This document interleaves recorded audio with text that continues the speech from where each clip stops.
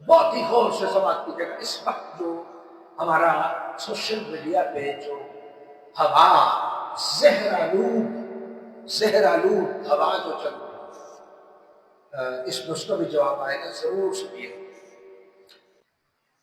قرآن مجید کے مخاطب دو ہیں، ایک خاص مخاطب، ایک عام مخاطب۔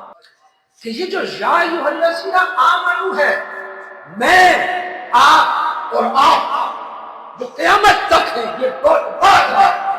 سب سے پہلے ایمان کے ٹائٹل سے رب نے جن کو مخاطب کیا وہ صحابہ کرام، اس پہ غور، وہ مخاطب خاص ہے، وہ مخاطب اول ہے۔ قرآن مجید ان سے خطاب کر رہا ہے اور حضور نبی کریم علیہ السلام کے ذریعے ان کو تعلیم اور تربیت فرما رہا ہے۔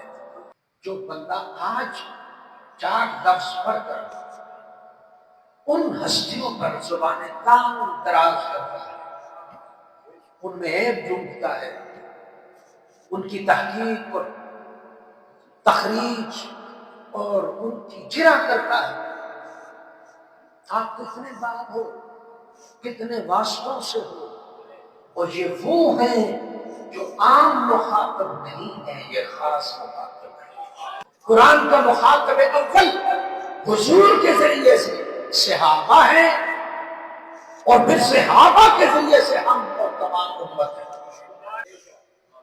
جس طرح صحابہ حضور کے بغیر رب کے کلام کے مخاطب نہیں ہو سکتے، اسی طرح مومن بھی صحابہ کے بغیر رب کے مخاطب نہیں ہو سکتے۔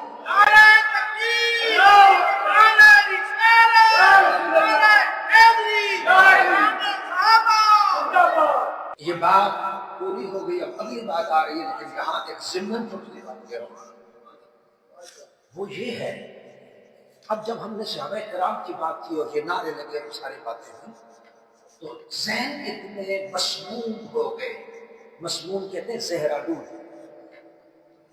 اتنا پائزن آ گیا دماغوں میں، اتنا وائرس آ گیا تہذیبی کا دماغوں میں کہ مجھے اہل بیت کچھ بھی نہیں ہے۔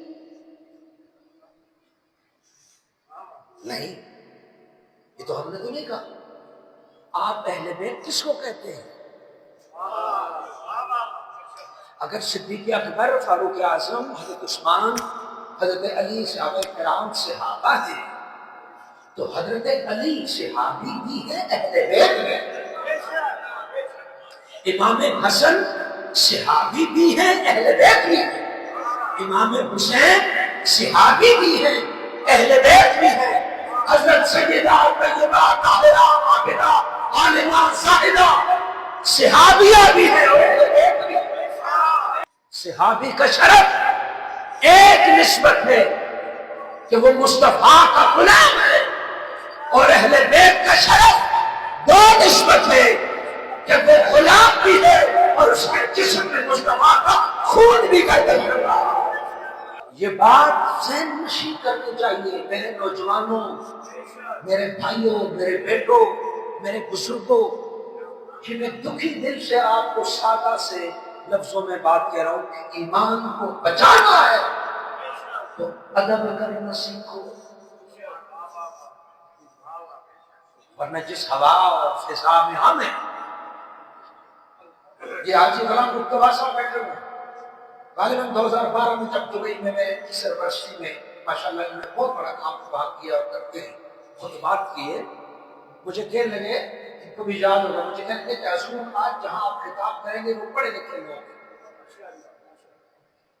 تو میں نے کہا جی ٹھیک ہے، تو پھر خطابت ہوتی ہے، تو وہاں میں نے گزارش کی، میں نے کہا بیٹے آپ لوگ کھلا سوچو، کھلا، آپ جتنا اونچا سوچو گے، اگر مجھے اپنے آپ سے آگے نہ پایا تو اللہ کے فضل سے پیچھے نہیں پاؤں گا۔